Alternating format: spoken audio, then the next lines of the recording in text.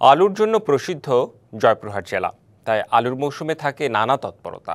প্রায় ২৫ বছর ধরে জেলার আক্কেলপুরবাসী আলুর চিপস তৈরি করে খ্যাতি কুড়িয়েছেন। তাদের তৈরি চিপস যাচ্ছে রাজধানী সহ দেশের নানা জায়গায়।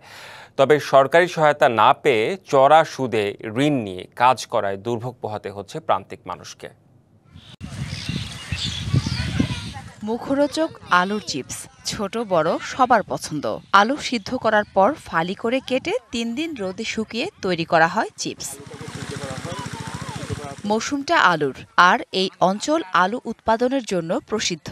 তাই জয়পুরহাটের আক্কেলপুর উপজেলার শ্রীকৃষ্ণপুর গ্রামবাসীর ব্যস্ততা চিপস তৈরিতে।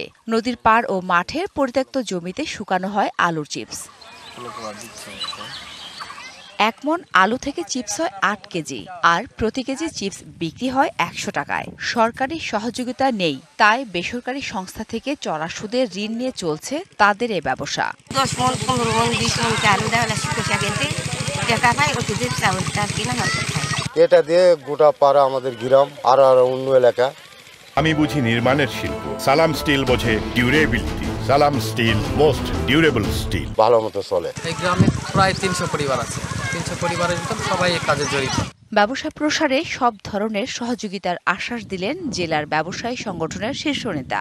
তাদেরকে সহজ শর্তে ঋণের জন্য ইতিমধ্যেই সকল এনজিও কমিটিতে সবাইকে ডেকে কথা বলেছি এবং তাদেরকে সহজ শর্তে ঋণদানের একটি ব্যবস্থা করে দিয়েছি। বেকারত্ব দূর করতে আলুর চিপস তৈরিতে সহজ শর্তে ব্যাংক ঋণের ব্যবস্থা নেবে সংশ্লিষ্টরা, এমন প্রত্যাশা এলাকাবাসীর। TBC news desk.